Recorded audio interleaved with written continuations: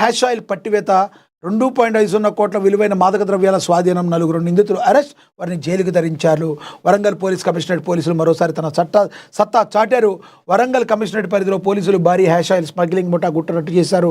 గతంలో ఎన్నడూ లేని విధంగా అత్యంత ఖరీదైన హ్యాష్ ఆయిల్, గంజాయి నుంచి తీసేసిన నూనె తరలిస్తున్న అంతరాష్ట్ర ముఠాను Warangal drug control cat party ఇంతేజార్గాజ్ పోలీసులు సంయుక్తంగా అరెస్ట్ చేశారు. వారి నుంచి సుమారుగా 20 కిలోల హ్యాష్ ఆయిల్ని స్వాధీనం చేసుకుని వాళ్ళ గుట్టు రట్టు కట్టించారు అని ప్రచురించారు. ఇంకా అదేవిధంగా చూసుకుంటే మరి ఆర్టీసీ చక్రాలు విఫలం, మరి ఆర్టీసీ చర్చలు విఫలం, 9,200 బస్సుల రాకపోకలు బంద్, 1 కోటి మంది ప్రయాణికులకు ఇక్కట్లు. రాష్ట్ర ప్రభుత్వం ఆర్టీసీ కార్మిక సంఘాలు జేసీ మధ్య సుదీర్ఘంగా జరిగిన చర్చలు ఎటువంటి కొలిక్కి రాకపోవడంతో కార్మికులు సమ్మెబాట పట్టారు. సచివాలయంలో మంగళవారం సాయంత్రం రవాణా శాఖ మంత్రి పొన్నం ప్రభాకర్ నేతృత్వంలో ఐఏఎస్ అధికారుల కమిటీతో జరిగిన చర్చలు అర్ధాంతరంగా ముగిశాయి.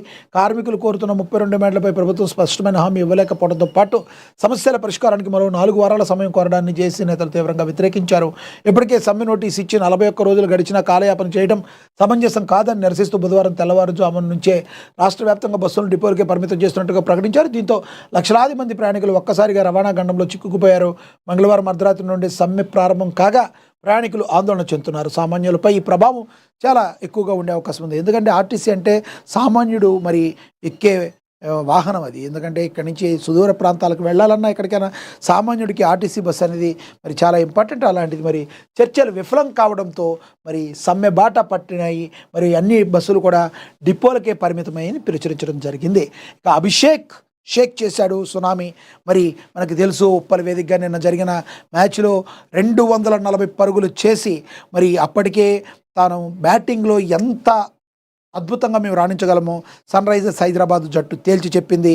ఏకధాటిగా ఆడుతూ 140 పరుగులు కొట్టి మరి ఢిల్లీ యొక్క పతనానికి కారకుడు ఆదిలోనే అయిపోయాడు అభిషేక్ శర్మ. షేక్ చేశాడు. తను కొట్టిన బాదురికి మరి ఢిల్లీ బౌలర్లు చేతులెత్తేశారు.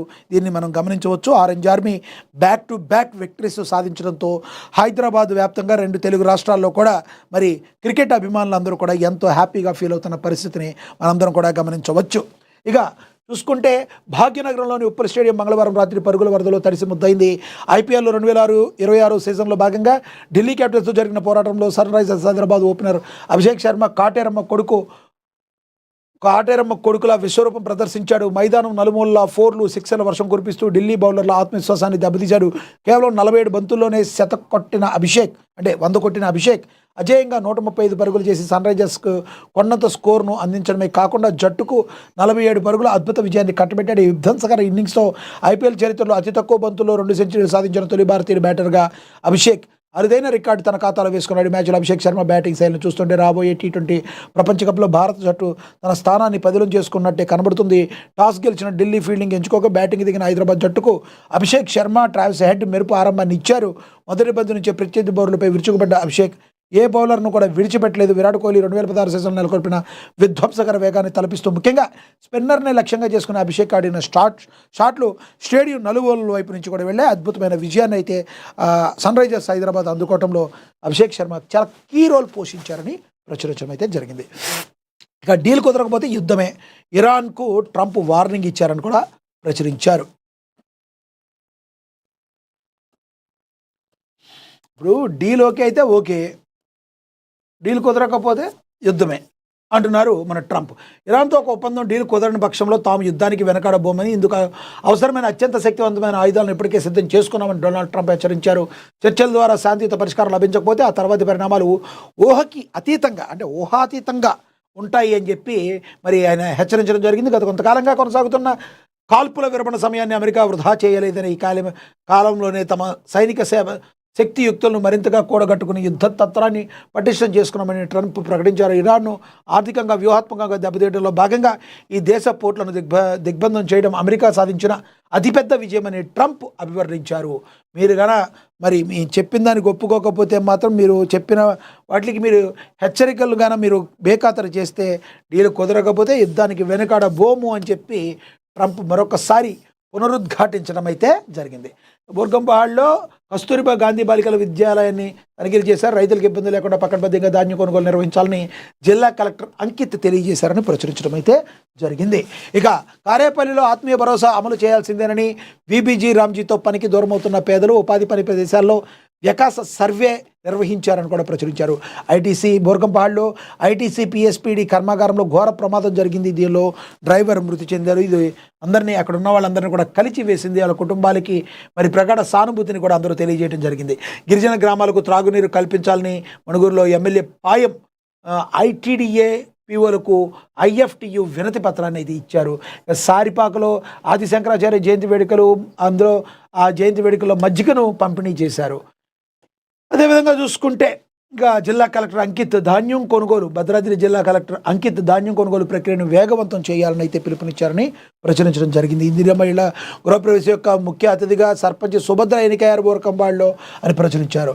అదేవిధంగా నేలకొండపల్లిలో ఉద్యమ ఆకాంక్షలను సాధించేందుకు నడుం బిగించాలని టీజేఎస్ రాష్ట్ర ప్రధాన కార్యదర్శి గోపగాని శంకర్రావు మరి కదలి రావాలి అని పిలుపునివ్వడం అయితే జరిగింది. ఇందాక మనం చూసాం కదా, తమిళనాట ఎవరెవరు స్టార్లు ఉన్నారో మరి వీళ్ళందరూ కూడా చాలా ఇంపాక్ట్ చూపించే వ్యక్తులు. వీళ్ళందరూ కూడా దీని గురించి ఒక ప్రత్యేక కథనం కూడా రాయటం అయితే జరిగింది. ఇక మణుగూరు ఏరియాలో వేసవి రక్షణ చర్యలు చేపట్టాలని, మధ్యాహ్నం పని వేళల్లో సడలింపు ఇవ్వాలని ఏఐటీసీ డిమాండ్ చేసింది.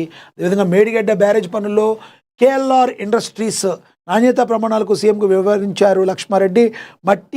మట్టి పరీక్షల తర్వాత పునరుద్ధీకరణ పనులు మరి ఇచ్చానని చెప్పి రంగారెడ్డి జిల్లాలో మరి సాంకేతిక బృందంతో మేడిగడ్డ బ్యారేజ్ పునరుద్ధి పనుల్లో కేఎల్ఆర్ ఇండస్ట్రీ భాగస్వామ్యం అయిందని, ప్రాజెక్టు రీడిజైన్ పేరుతో వేల కోట్ల ప్రజాధనం వృధా చేసి కట్టిన కాళేశ్వరం ప్రాజెక్టు భవిష్యత్తుపై సీఎం రేవంత్ రెడ్డి నిన్న రివ్యూ మీటింగ్ నిర్వహించారు. దాని గురించి కూడా ప్రచురించడం అయితే జరిగింది.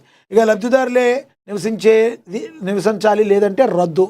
రంగారెడ్డి జిల్లా కలెక్టర్ సి నారాయణ రెడ్డి సంబంధిత అధికారులతో వీడియో కాన్ఫరెన్స్ పూర్తి నిర్మాణ దశలో ఉన్న ఇండ్ల లబ్ధిదారులకు కేటాయించాలి. బీహెచ్కే ఇండ్లు పొందిన లబ్ధిదారులు తప్పకుండా నివసించాలి.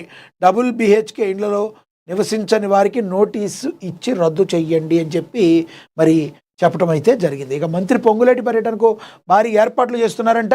మణుగూరులో లంక మల్లారంలో అభివృద్ధి పనులకు ప్రారంభోత్సవాలు కాంగ్రెస్ మండల అధ్యక్షుడు నవీన్ ఆధ్వర్యంలో జరగబోతున్నాయని కూడా ప్రచురించడం అయితే జరిగింది. అదేవిధంగా బెల్లంపల్లిలో జాతీయ పౌర సేవలకు దినోత్సవం సందర్భంగా సాయి భోజన్, గర్భిణీలకు, బాలింతలకు, డయాలసిస్ పేషెంట్లకు అన్నదానం, ప్రభుత్వ ఆసుపత్రిలో కార్యక్రమం, బైజమ్మ సాయి సేవ ట్రస్ట్ ఆధ్వర్యంలో నిర్వహణ, మానవ సేవే మాధవ సేవ అని అనుకునే వాళ్ళంతా ఇలాంటి కార్యక్రమాలు చేస్తూ ఉంటారు.